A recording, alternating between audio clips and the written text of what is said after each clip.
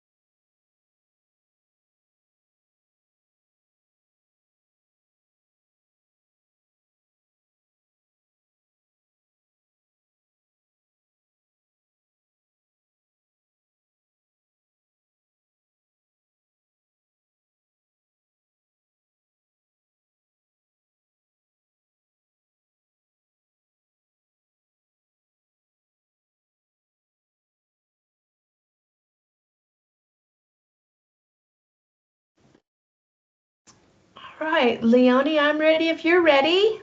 Yeah, ready when you are. All right. So hello, everyone, and thank you so much for being with us today. I'm Jonna Emke, and I'm joined by my colleague Leonie from Article Writers Australia. We're really excited to be running this session together today. This particular topic is one that comes up a lot in our work with clients, and it's one that's been close to my heart for a very long time. Before we jump in, we do want to just extend a big thank you to everyone for your flexibility. We really appreciate you rolling with the change after we had to reschedule for last week. So very glad that you could still join us today. A few housekeeping notes. Today's session is being recorded. We'll send out both the recording and the presentation slides for the webinar after the event. All attendees are muted, so to keep things running smoothly, we're going to keep them muted, but we want to hear from you. So please feel free to drop your questions into the Q&A at any time throughout the presentation, and then we've left some time at the end to answer as many questions as we can. Okay. All right, so today's session is the second webinar in our Building a Strong B2B Campaign Foundation series. It's the second of third in the series. Today we're going to unpack some of the challenges and opportunities around content consistency.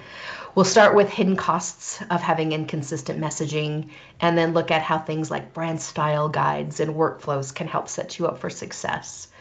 We'll also talk about adapting content across platforms, scaling personalization, and then again, how workflows and automation can help you keep your content authentic and cohesive. And finally, we'll share a few tips on repurposing content in a more strategic and streamlined way, so you're not reinventing the wheel every single time.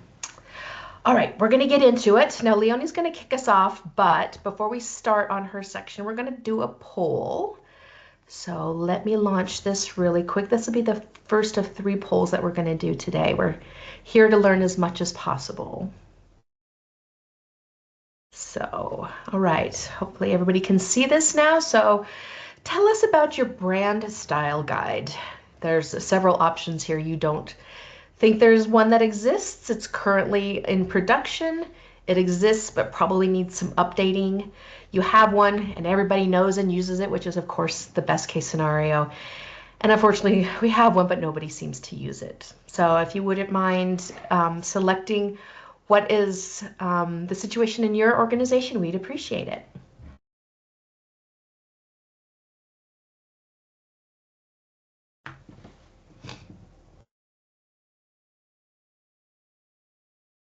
Okay. All right, so somewhat evenly dispersed, but it does look like the majority of us are sitting where that it exists, but it needs a little bit of updating. So thank you for that. And then I'm going to hand it over to Leonie. Thank you, Jonna. So now let's talk about something that often flies under the radar, the hidden costs of inconsistent messaging. When messaging isn't aligned across teams, platforms, or regions, it creates headaches for marketing managers. It can result in content that's hard to repurpose, version control issues, and data that's trapped in silos. It becomes difficult to keep short-term wins in sync with long-term brand goals. Beyond the operational chaos, there's the customer impact. Mixed messages confuse people, erode trust, and create friction in the buyer journey. It can hurt your conversions and even weaken your SEO. Inconsistent messaging can be a problem in many different contexts. Large companies with multiple marketing teams, each with their own priorities. Smaller companies where the right processes aren't yet in place to create that consistency. And it can also be a particular problem for national franchise brands where regional franchisees want to engage directly with their local audiences, but the head office needs to ensure consistency for the national brand. But there are ways to control the consistency, and it starts with a brand style guide. The brand style guide is really the foundation of multi-channel consistency. So if you work for a large company, it's very likely that you already have a style guide, even if it is a bit dated. If you're at a smaller organisation or you're a one-person marketing team, putting a style guide together might even be on your to-do list. It's a bit tempting to put off because developing a style guide takes time. It means engaging with stakeholders in the business and getting them to agree on things so that you can articulate the style requirements with clarity. But the payoff in doing it is improved consistency and not needing to have style-defining conversations with every new campaign or piece of content.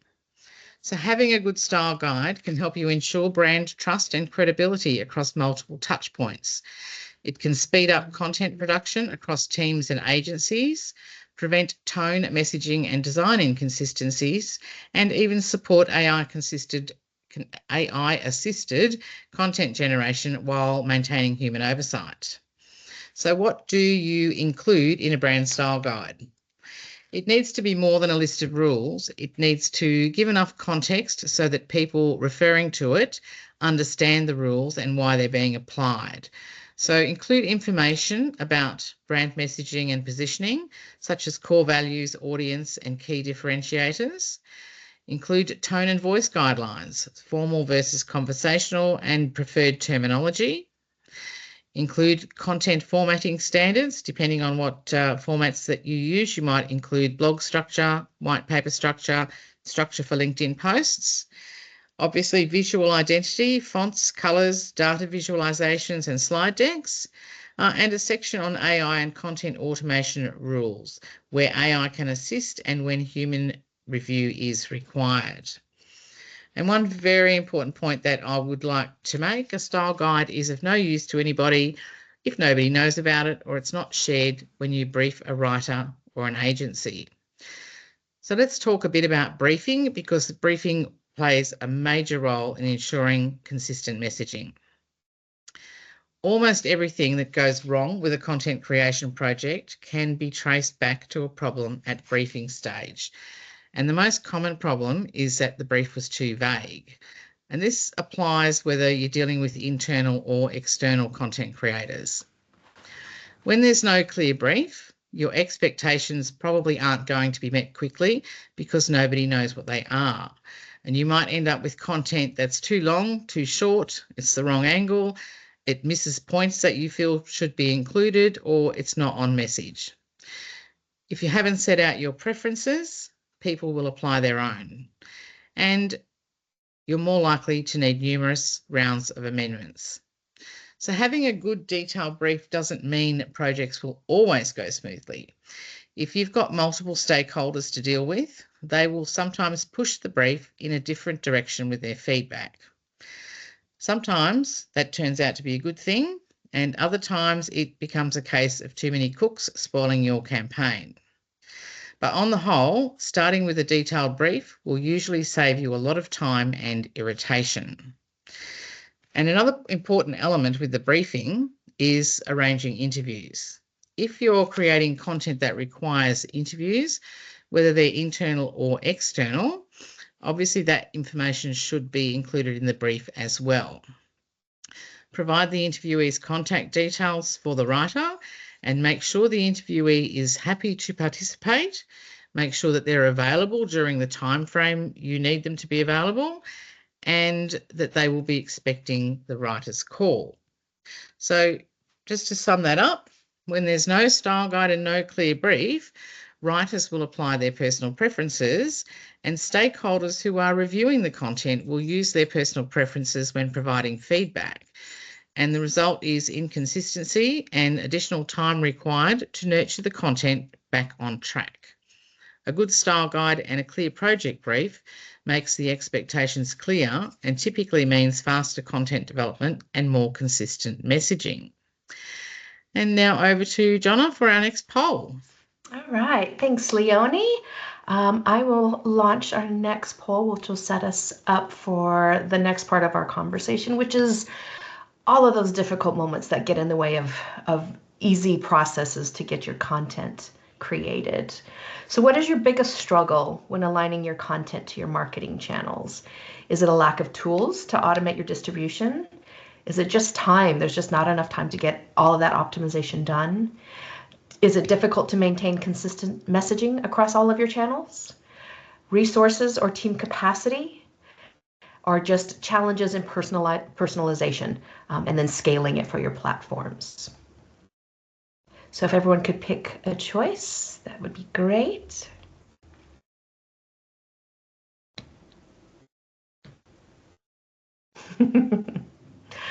Looks like many of us face the similar challenge when it comes to aligning our content, and that is limited resources or team capacity. We're always time poor and resource short, so we definitely understand that. Right, so let's just hit some of those challenges at the beginning. So understanding what your audience actually wants from different platforms can feel like a guessing game sometimes. It's either inconsistent or we don't have the time to keep an eye on it, but really understanding our audience really is at the forefront of what we're talking about today.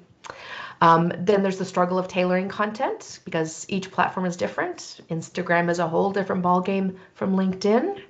And then on top of that, maintaining consistency in your messaging while adjusting to each one of the platform's requirements can be pretty tricky. And then when you're trying to measure what's working, it's tough to track performance across so many different channels. And then again, the limited resources isn't an uncommon problem, whether it's time, tools, or team. Adapting content for every platform can sometimes feel almost impossible.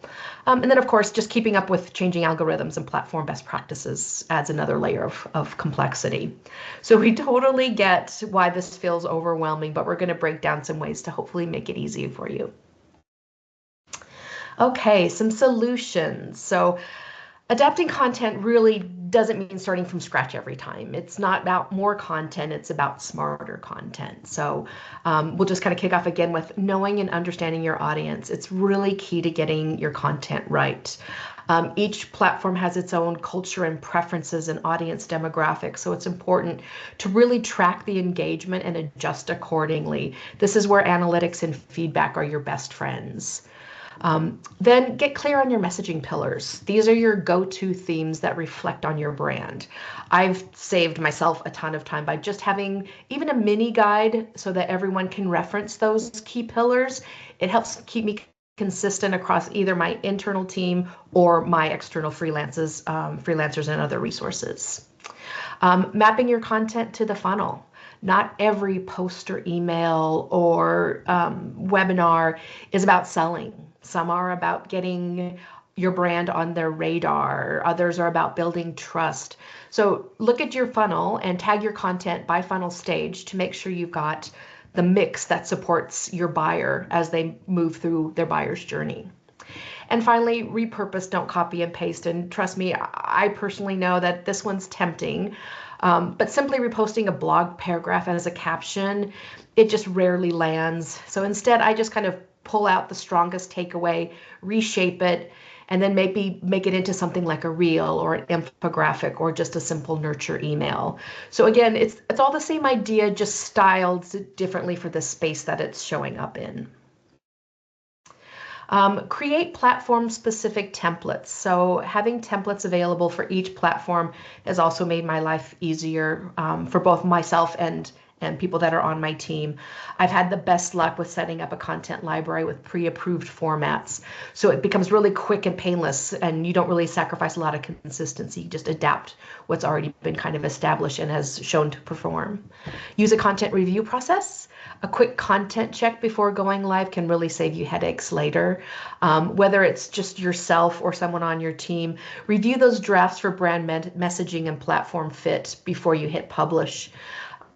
It again can save you a ton of time, and especially if you're scheduling your social content as an example way far in advance, sometimes you forget what you've posted or maybe something has changed, and so always take a good look at that content review process. Measure effectiveness. So this is an ongoing thing, not new news to anybody. Track how content is performing across all of the different platforms by setting KPIs for each one. Keep an eye on those numbers and then adjust when you see them. Either if they're going down, make an adjustment. If they're going up, maybe amplify it even more. Stay updated. And again, I mentioned this in the last slide, the social media world is changing really fast. So if you can, try and make it a habit to stay updated, whether it's quickly monthly checks on platform updates or trends to help you stay ahead of the game. So I do that hashtag social trends quite often, and I see what else is new and what's Instagram doing today, what's Instagram doing tomorrow. So just stay updated on that because I like to keep us on our toes. So just a couple other really simple examples of how you can streamline your content operations. Map your workflow. So disjointed messages often come from unclear roles or scattered approvals. When you map it out, you can actually spot where the bottlenecks are and see if there are any unnecessary layers that are getting in the way of getting your content amplified. Establish a content hierarchy. Make sure your content has a clear structure by starting with the big points. Just like your sales funnel, start with the big points of differentiation first, and then work your way down on the details. Keep things efficient by creating modular content blocks. Similar to that, that modified guide, these modular blocks can be reused, adapted on the fly, and can keep everything kind of going in the same direction. And then last but definitely not least is setting up that single source of truth for your campaign messages. This way, everyone's working from the same up-to-date content and there's no confusion about what the latest version is. All right, Leonie. Thank you. So some do's and don'ts for consistent messaging. Do have a clear brand voice across channels. Use a content calendar to help integrate messaging. Provide clear direction to content creators, and have an approvals process that aids internal brand alignment. Don't push out the same content on multiple platforms without tailoring, or overlook tone and visual checks before posting. Don't forget to share the style guide and other relevant information with people involved in the campaign, and don't ignore feedback from analytics or customers. Now, we have a case study that we've included for you about contradictory messaging for you to read later at your leisure. The issue drew quite a bit of negative attention for BP at the time, so it's a good example of the link between inconsistent messaging and distrust, and that link will be in the webinar slides that we send you. And back to Jonna to talk about personalisation. All right, so not new news. B2B business, B2B business audiences expect personalized content. But the good news is that studies have shown and proved that personalized marketing can lead to up to a 20% increase in sales. But how do you scale it, and how do you still stay cohesive? So start with your strong customer personas. For example, knowing if somebody is a repeat customer lets you tailor offers just for them. And if you aren't already using first-party or zero-party data, there is a blog on the Kaleidoscope website about why your marketing needs to tap into zero-party data to really get into that really, I guess, detailed, nuanced information about your audiences. A/B test, whether it's a subject line, a dynamic field in an email, or any kind of call to action. See what's driving the clicks, and then build your journeys to adapt as people engage or not engage. Now, AI, we're all still figuring out how to use AI, and it will help you scale, but because it's personalization, you want to keep a really close eye on it so the experience still feels personal and authentic and doesn't come out a little bit whitewashed.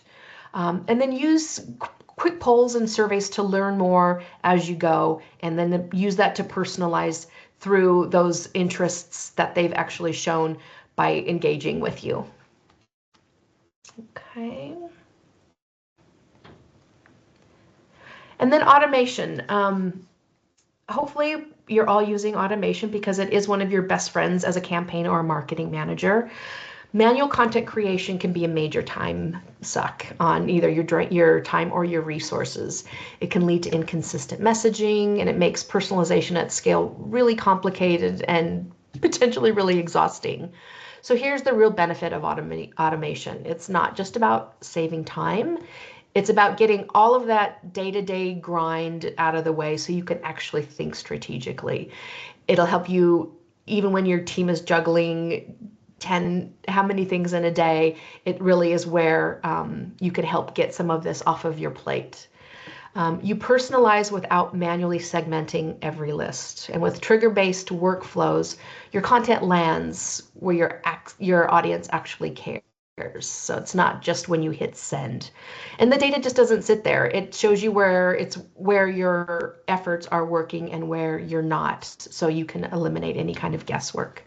Automation turns we think this might work into we know this works, right? Some real world examples. So here's some ideas of how you can put that automation into play. So email sequences. Let's say you're an online shop and maybe somebody's abandoned their cart. You can send them an automated email with exactly what they were considering, or maybe even something that complements it. It's on brand, it's on message, and can help prompt them to actually complete that cart. Social media automation. Maybe there's a high profile blog that you're proud of. Turn it into a week's worth of social content, scheduled and aligned across your platforms. Dynamic content, my personal favorite is dynamic content. So a visitor might be browsing for paint for their renovation, and then your site shifts to blogs and painting trends or tips on painting techniques, keeping that experience really informative and relevant to them, giving them enough information to make their purchase decision. And then lead scoring and nurturing.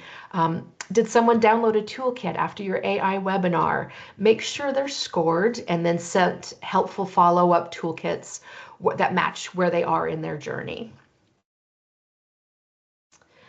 Okay, workflows and content repurposing. So again, let's look at a couple quick ways to work smarter, not harder when it comes to content. So keep a pulse on your performance. Use your UTMs and real-time dashboards to track what content's actually landing. So set up alerts that you can course correct before it's not too late. Don't wait until the end of your campaign and you're doing your roundup to notice that there was some areas where you could have made some modifications. Work from one source of truth. A shared content calendar or workflow means there's no duplication of efforts, there's no missing deadlines or publishing off-brand. Optimize as you go. Don't wait for those post-campaign reviews. Run lightweight A and B tests mid-flight, and then really double down on what's working. There's most of the marketing automation tools out there now will let you set up an A/B test. They'll pick a sample size for you and then give you the results and then send out the rest of your mail volume to the best performing. So use those triggers to help you get to the best results. And for the love of all things, manage your versions. Store assets in one single repository. I have a personal experience of having 5 versions of a blog floating around, and then guess which one I scheduled? Yes, the one that had the placeholder copy. So now everything gets tagged by platform, date, and audience. So I make sure and not have that problem again. Okay, so best practices. Start small and scale as you go. Test your workflows regularly to see what's working. Make sure your automation is aligned with your business goals. And don't forget about data privacy, because sometimes that can go on the back burner, but make sure you're staying compliant with all of your automation and your strategies. You really do want to be careful. It's a fine line between going overboard with your automation, because then it comes across as that you're not being human, and your buyers are just another number. So you want to use that tech to support your team, but don't let it replace the personal touch. Use your data. If you're not looking at it, you're missing a huge opportunity. And lastly, make sure that those tools that you are using actually work together. If they don't integrate well, you'll probably end up creating a little bit more work for yourself. So a lot of the tools are becoming a lot more platform agnostic, where they work with most things, but just make sure that they talk to each other and they're all getting along. All right, so when you're choosing your tools, and there are a lot of tools to get your content syndication right, you want to make sure that, okay, they're all getting along, and you're thinking long term. That's the point that I was trying to make, is think long term, pick tools that are scalable. So as your business grows, you don't have to restart your search for automation tools or any other tools that you're using on your content automation. All right, before I go to this next slide, we have one last poll. One second. And this one is about the tools. So we're kind of curious to find out what tools you're currently using in your content management. Are you using a CMS? Are you using marketing automation, CRM, other analytics and reporting tools like Click, social media management tools, project management tools, SEO tools, webinar platforms, or video editing tools? Now, this poll should allow you to select as many as apply. So if you wouldn't mind just spending a minute to select these, that'll help us as we go into this next slide on tools.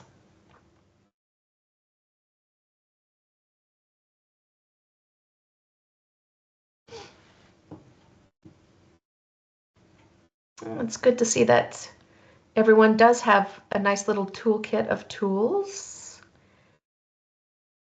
All right. Okay, so it looks like they're all pretty much the same. Most people are, in fact, almost all people are using CRM systems, with a little bit less on the video editing tools and the webinar platforms and the SEO tools. So thank you for sharing that with us. So this is a little bit of an eye chart, but I'm not going to go through every tool on this list, but it's worth saying the right tools make a huge difference. They're going to handle the boring stuff, the scheduling, the tracking, the reporting, so you can spend more time on the good stuff. Here's a list of all of these marketing tasks that are going to be familiar to all of you guys, but they all do have tools that are going to help you get your work over the line. Now, there's no need to write all of these down, because when you get the presentation materials, you'll have a full list to get you started. What we've done is we've gone and we've spent some time looking at top-rated platforms here in Australia. So these are the top-rated that you might want to consider if you are looking for any new tools. All right, Leonie. Thank you. So some takeaways, do's and don'ts for consistency and efficiency. Excuse me. Do regular content audits. Centralize content assets, set clear workflows, and monitor performance. And don'ts, don't over-automate without review, don't repurpose without customizing, or rely too heavily on AI, or skip version control. Now, we've got a couple of case studies for you, a couple of very interesting case studies on personalisation for you to read later.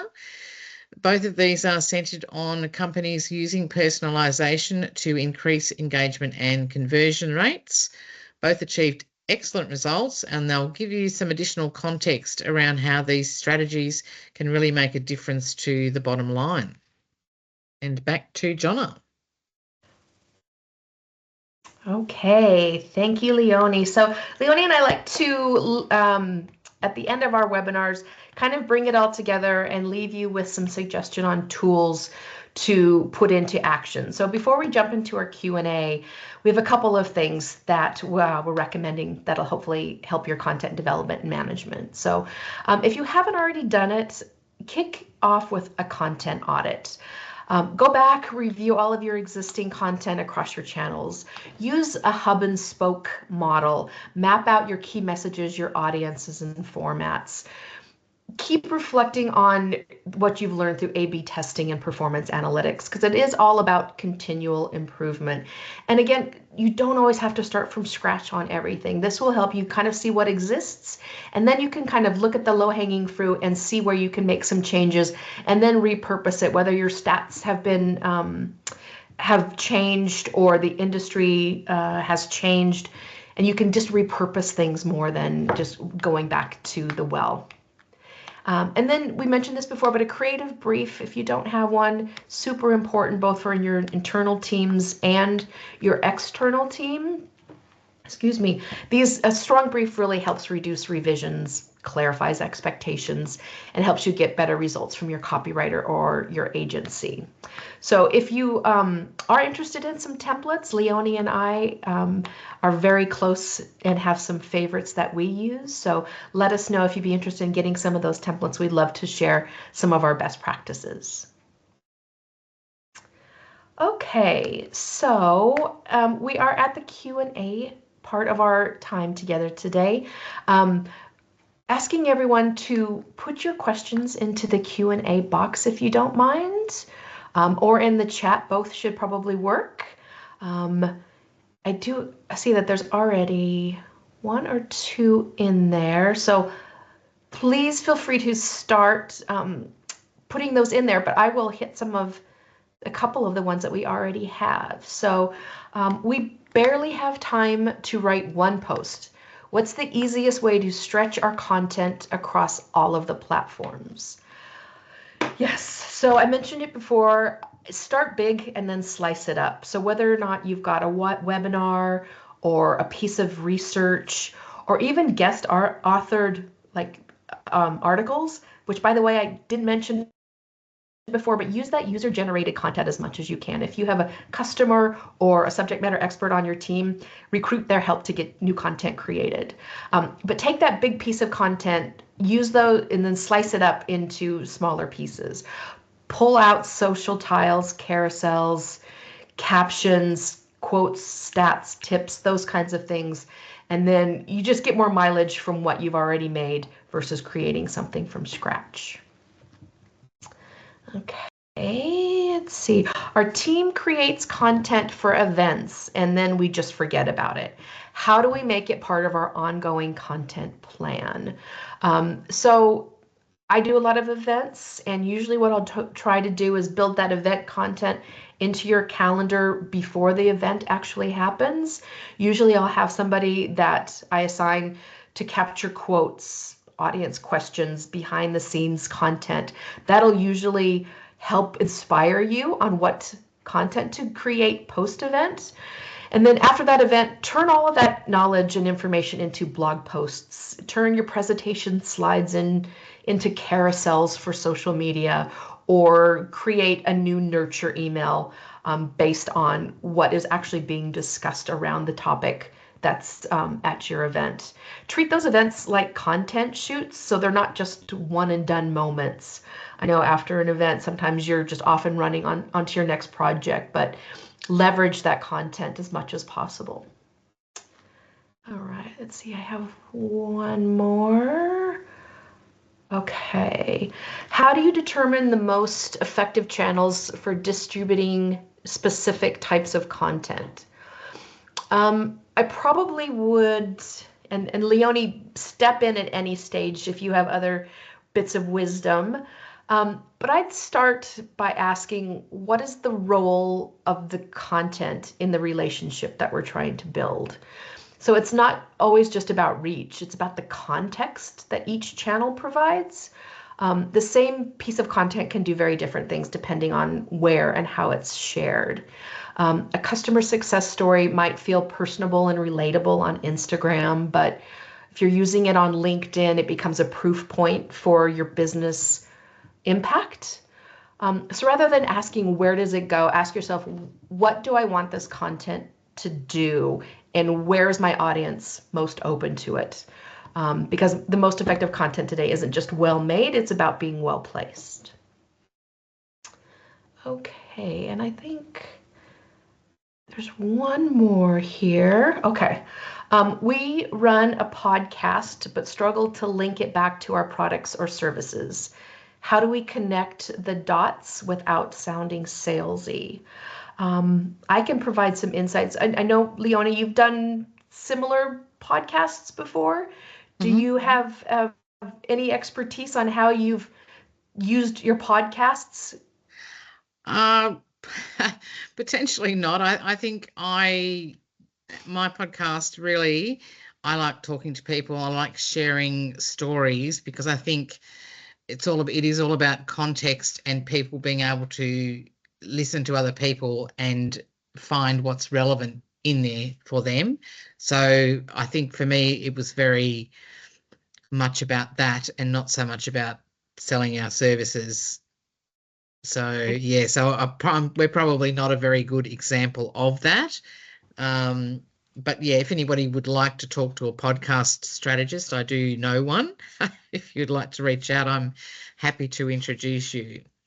Yeah, I would have to 100% agree. So, podcast as a channel, it's about the soft hooks. It isn't about the hard sells because people oftentimes will just kind of listen to podcasts kind of in the background. But I mean, if you're planning your episodes around your customer pain points, especially where your products help solve an industry-wide solution, um, I would just go in really soft on that, not use the podcast channel as a hard sales vehicle. Mention tools or processes that your team use. Again, that personal connection really comes through in a podcast. And if it fits naturally, invite team members or clients on as guests, because to Leonie's point, it is about finding those podcasts that are most relatable. Yeah. And I then think podcasts are very useful for companies that want to demonstrate thought leadership. I think podcasts are a beautiful vehicle to do that because people are listening for information and insights. Mhm. Agree. Yeah, and then take your podcast, if it's your podcast, or whether you're doing it personally, professionally, they're really easy to repurpose into small little snippets for social media or case studies or blog posts, and you can kind of refer back and forth between those two channels to share each one of those pieces of content. Okay. Any other questions? Looks like those are the only four that I've seen. Okay. All right. Well, just a reminder who we are and our agencies. I'm Kaleidoscope Marketing Events, and Leonie is Article Writers Australia. We will include this slide in your presentation materials. We're keen to work with you, or if it's around content, or if it's around anything else. All of our contact information is in here. So, and we also encourage you to visit our websites to learn more about our agencies. But before we wrap up, we do have something special for you. Today we're offering 5 free 30-minute consultations where we will work together to dive into your content challenges, whether that's brainstorming or simply chatting through what's been working for you or not working for you. If you're interested, what we're asking you to do is go ahead and raise your hand, and in the chat box, say yes, please. And then we'll reach out to you directly after the webinar and book some time with you so we can help you with any of those challenges. So I'll give you guys a minute or two to let us know, but I'll just go back to this slide and just kind of recap some of the ways that we can help you. Kaleidoscope, I do a lot of marketing strategy and planning. Content marketing and campaign management are my sweet spots, but also have a lot of experience in social media strategies, event strategies, webinars, and online events. And Leonie, do you want to tell us about article writers? Yeah, absolutely. So we are specialists in content and typically long form content. We do a lot of thought leadership level content articles, white papers, and we also do case studies. That's really our favourite area. We can also help you with blog management, looking after contributing authors, news blogs, anything along those lines. We're happy to help with. Great. Okay. Well, thank you to everybody for joining us today. We hope that you found today's session insightful. A reminder that the presentation and recording will be sent to you via email. And don't forget, we have a third and final webinar in this series, so stay tuned. We'll include that information via email and in our socials. So we hope to see you there. Thanks so much.